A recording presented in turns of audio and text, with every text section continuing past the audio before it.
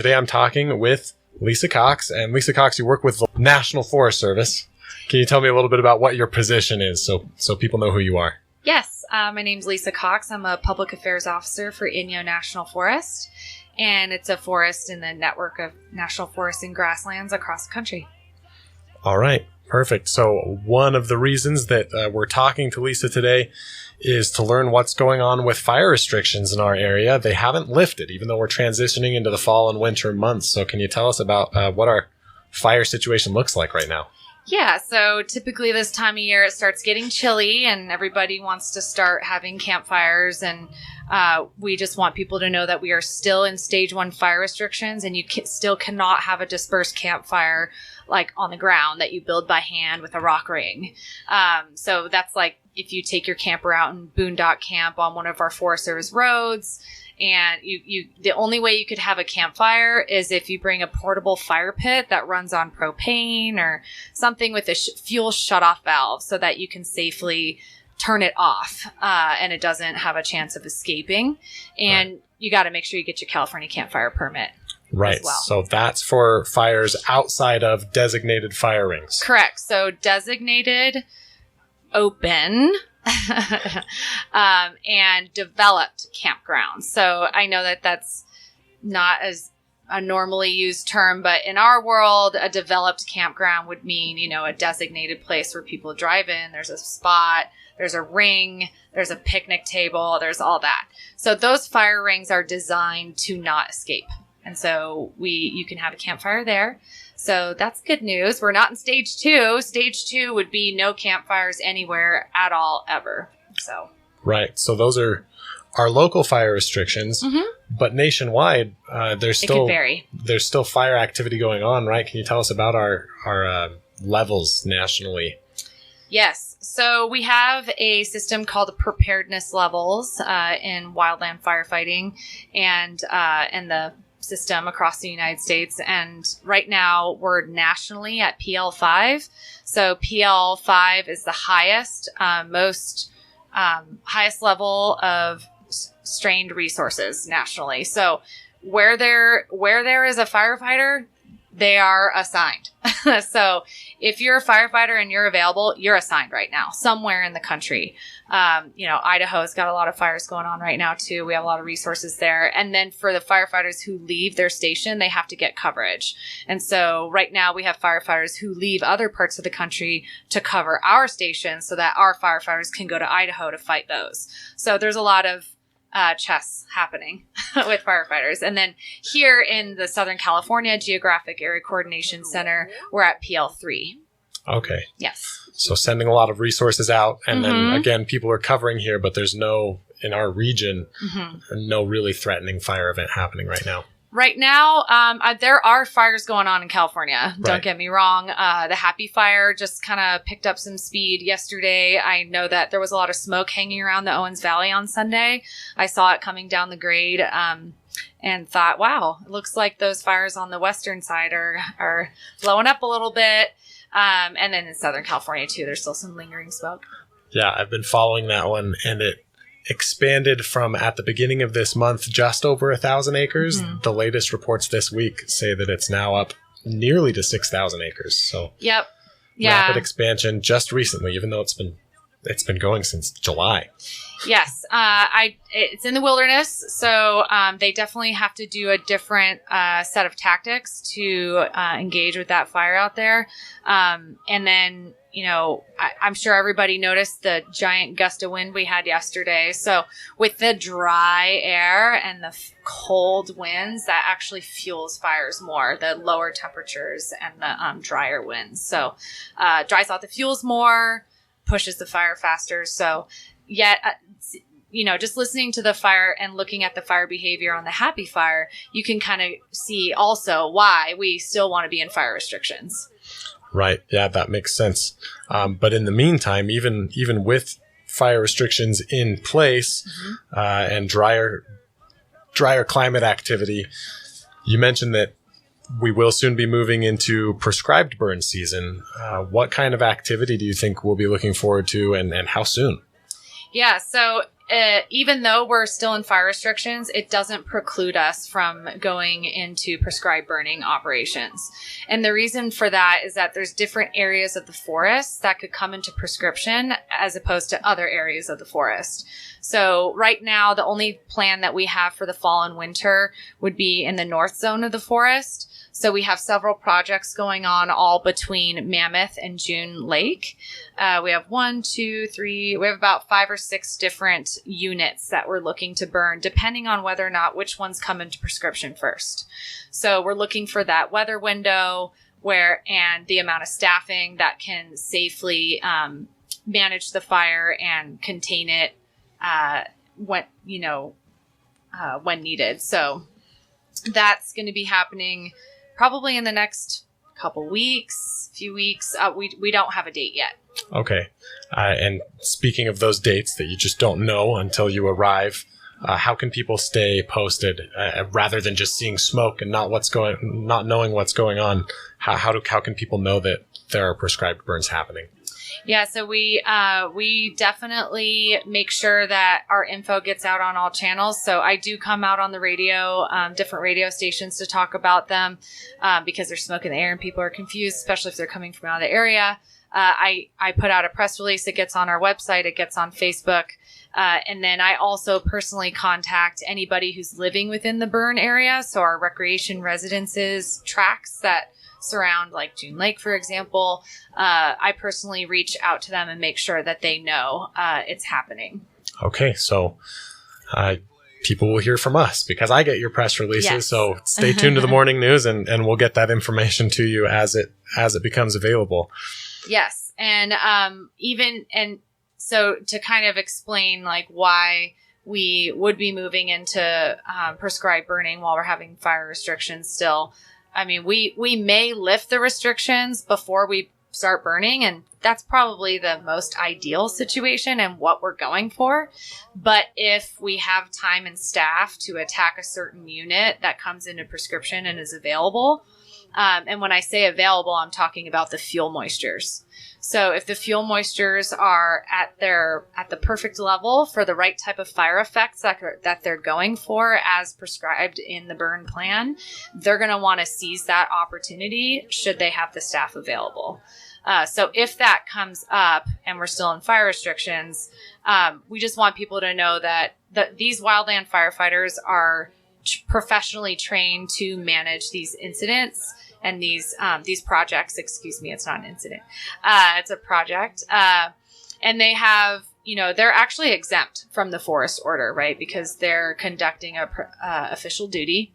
And so they're exempt from what is in the official forest order. And they have sufficient resources around the whole perimeter of the fire to contain it and make sure it doesn't get out of control. Okay, perfect. So speaking of staffing and wildfire firefighters, you mentioned earlier before we started recording that there's some hiring that's going to be going on soon. Yes. So every year we hire permanent and seasonal employees. The fire hire is still happening. The next phase will be announced on October 23rd.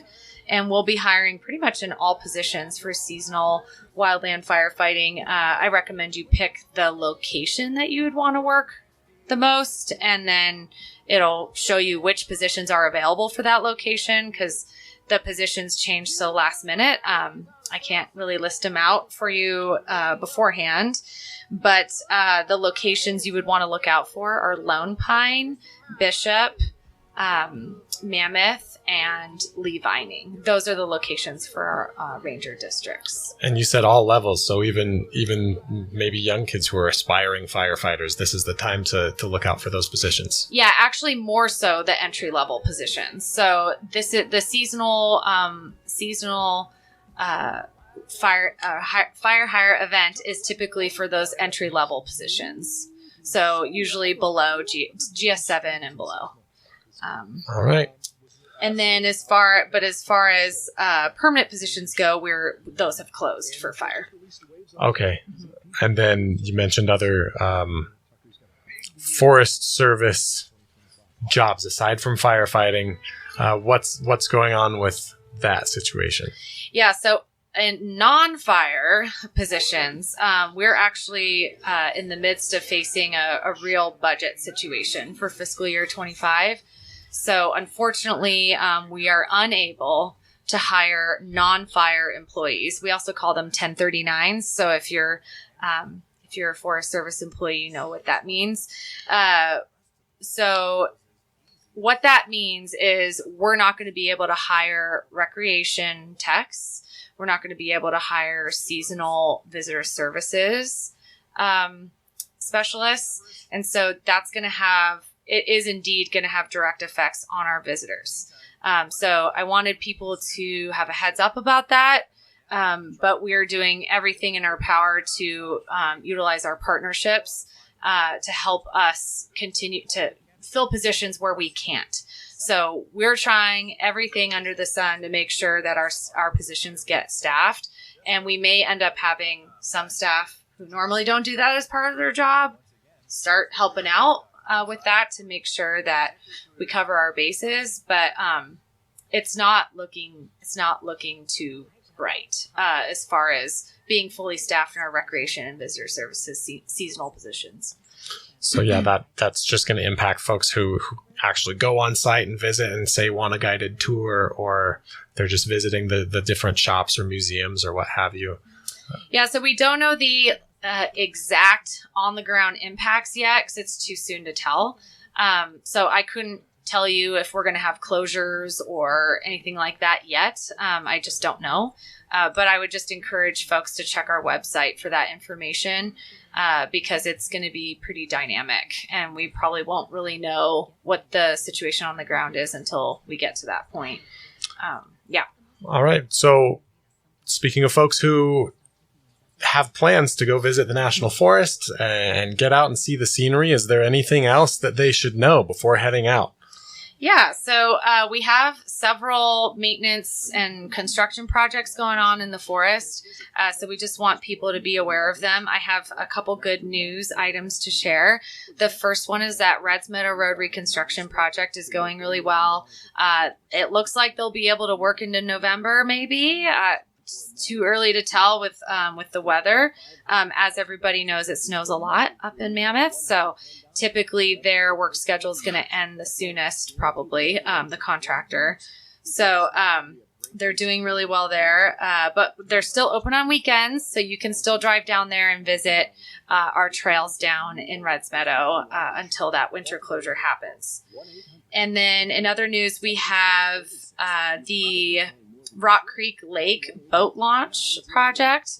So we're reconstructing that boat launch and creating more parking and renovating restrooms. And they're making really good progress on that as well.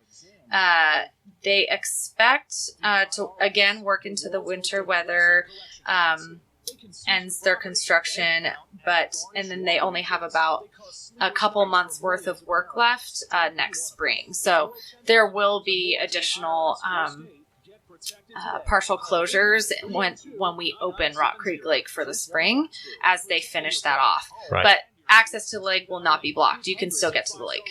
And then hopefully partway through the season, there will be even more amenities open and available. Yeah, there'll be a brand new boat launch and people can, and there's going to be a new light and everything. So it's going to be really nice. I saw some pictures. It's looking really good. So that's exciting. And, other renovations we're doing, we've been working for the last month to renovate restrooms throughout the forest. The June Lake Loop restroom renovations are complete, and they're finishing up the Convict Lake restrooms right now. They should be done on Friday, and then they'll have to come back next year to do the striping and painting. But that is pretty much done. So there's some good news there. Finally finishing those new those vault restrooms. All right. And then as far as a safety thing that I want to bring up, make sure people know about, is the Inyo Craters area. So we have, if anyone's ever been to Inyo Craters, you know that there's been a massive beetle die-off over there, beetle kill, as a result of the past drought. And so there's a massive amount of hazard trees in the area that could fall and hurt someone. And so we've partnered with the White Bark Institute to bring contractors in there to fell those trees. And so we have sections of that area that are currently closed. So just be sure that if you see that pink flagging across the road and a road closed sign, like, you do not go there, because there's heavy equipment working in the area, falling trees. You definitely don't want to pass that. And then there's different phases of the construction. Or of the tree felling operations, excuse me. So if you go to our website, we have maps, we have dates, but the main one I want people to know about is from November 8th to 30th. There will be a full closure of Inyo Craters Road. I think it's 3S30, and which is access to the parking lot, the trailhead, the restrooms, and the actual trail that goes out to the crater.